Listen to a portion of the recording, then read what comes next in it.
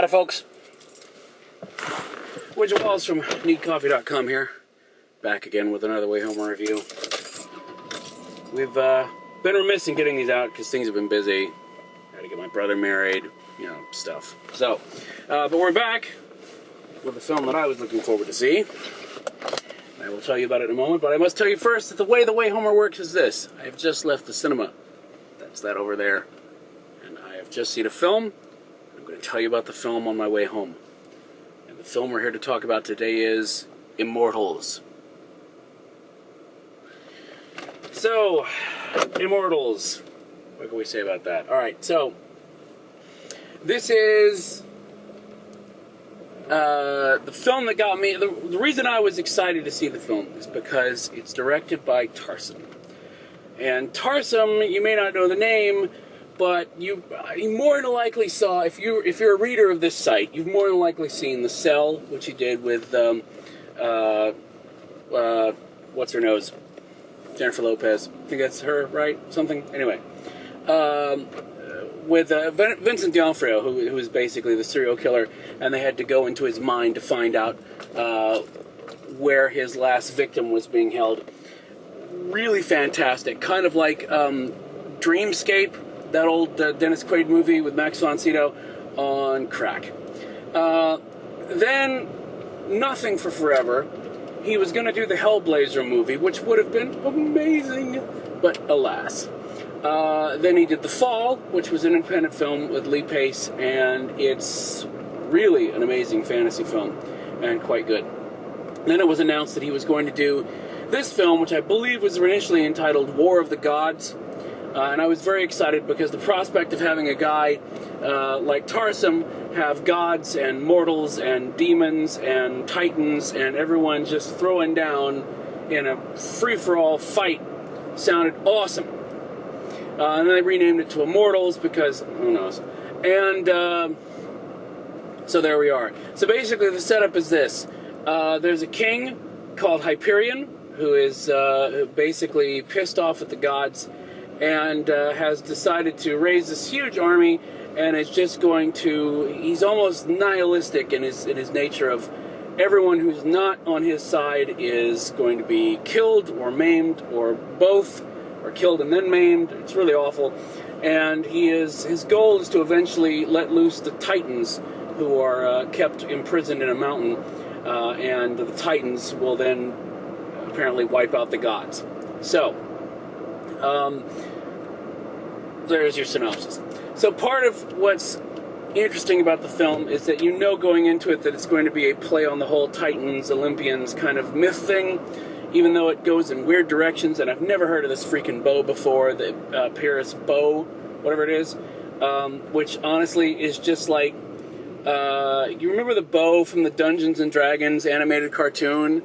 That's pretty much the bow, right? So basically, it's take the Olympus myth with a little bit of Dungeons and Dragons. And then Aiko is the, I think that's how you pronounce her name, is the costume designer. So throw her costumes in there and then have it really, really stylized. And that's pretty much the film. So, part of the problem is this, is that overall, there are some things to like in the film. Mickey Rourke plays a great villain. He does. He's very, very evil, because he's Mickey Rourke. And, you know, he just is. I mean, he plays Hyperion really, really well. Henry Cavill, I think his name is, the guy, the man who would be Superman, who is playing Theseus, he's going to be the next Superman, in case you didn't catch. Anyway, so he's good, liked him well enough. Surprise! I did not realize Stephen Dorff was in this. In fact, when I saw him, I was like, oh, that kind of looks like Stephen Dorff. It didn't even really register that it was Stephen Dorff. Really weird. Anyway, so they're all fine. Costume's fine. The effects are fine. All that's fine.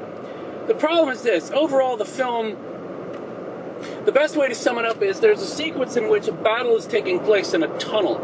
Okay? And they're doing the slow motion rush to battle thing, right?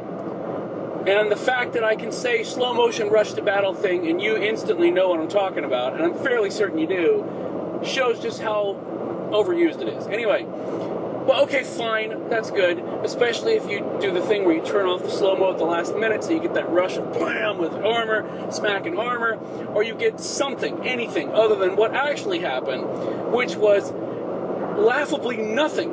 I mean, instead of two armies clashing together, right? I had my knee on the steering wheel, so I could do that because this is an important thing. Anyway, instead of that, you get literally like one person smacks into another person, not even smack, just taps the other person with a shield, and another person sort of falls over, and it's literally laughable. Laughably, it's I was honestly stunned, because going into the film starts up, and with all the stylized crap going on, and with as goofy and, I don't know, on the nose as it is, right? With Hyperion basically giving out his entire origin to a priest and other things like that are just shorthand, I literally was sitting there going, oh, this could be a Krull for our times. Now, that being said, I like Krull, okay? I enjoy fantasy films. We've talked about this before. I'm a sucker for fantasy films. It doesn't matter if it's cheesy or not. I'm fine. Willow, Legend, I have a soft spot in my heart for all of them because of what they do. Now, so I was like, okay, I kind of see what they're doing here. If they're going down this road, then that would be interesting. A reimagined, like, you know, retro fantasy film in which you've got the various colorful characters and they're going on the quest and they're thrown together by random chance and there's this great evil that they've got to go fight, but first they've got to do these tasks and they got, you know, like every other freaking quest in history of quests. So, but okay, fine. But the problem is, there's long stretches of not a lot happening. The action, when it does happen, a lot of it's like in that tunnel where you just go, huh. There's bursts of interesting action, and then you've got Mickey Rourke being evil with a capital E and V. That's how evil he is it's two capital letters. But that's about it. And as a result, what's interesting is when the gods finally show up and start kicking some ass, then you go, okay, I could get behind this. This could be cool. But sadly, there's not much of that high-level, hyper-action ass-kicking going on. There's like two really good sequences of it, and that's about it. And the problem is, towards the final third of the film, it starts logistically, it starts falling apart as to why are these characters doing these things this way, and there may be a perfectly good explanation for it, but they never address it. It's got the fight sequences, which I've talked about, which go from being hyper-active to just hyper-violent.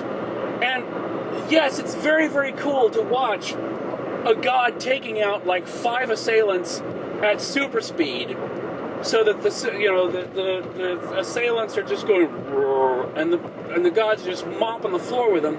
Kind of cool, but there's only so much of splitting people in half and slicing people open and stuff that you can take before you just start going, wow, this is like really... And it's not even that I have a problem with violence, it's just that at a certain point, there's so much of it that it takes me out of the film.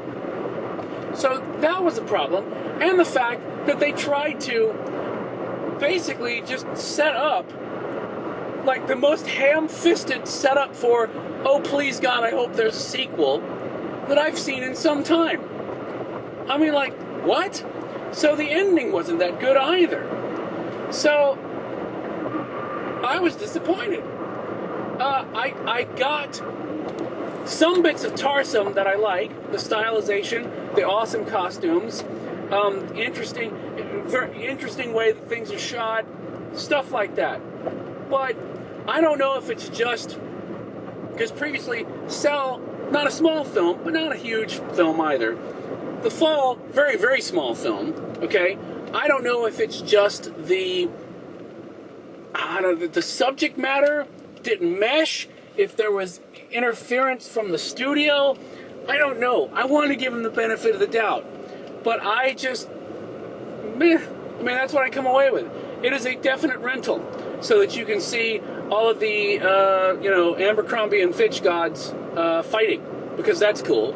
And a preview of Superman, that's cool. Mickey Rourke being evil, that's cool.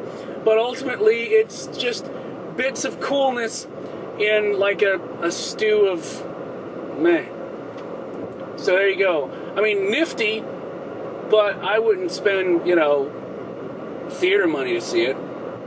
And it's and I haven't mentioned the 3D because, I don't know. There didn't seem to me to be a lot of 3D justification going on.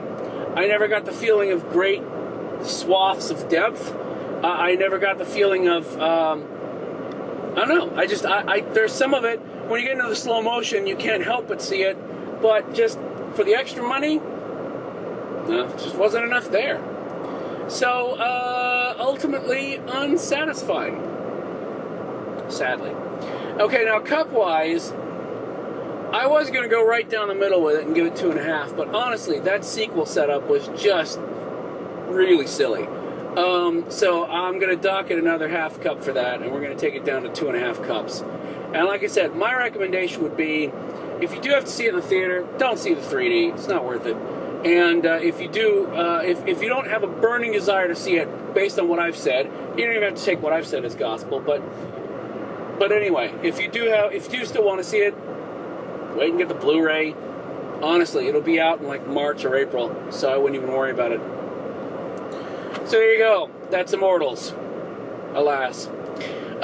So anyway, well, that's another Wayhomer done. I just wanted to say thanks to everybody for watching. I will say this. You can find us on Facebook, and the way to do that is I don't even have to give you Facebook. Just go to neatcoffee.com/Facebook, and that'll take you right to us. And like us, because honestly, we like you. So thanks to everybody for watching. If you like these things, share them through social media, like Facebook. That helps us out a lot, and we'll see you next time. I'm going to try to do some catch-up on some of these things, but life's just crazy. Anyway, bye.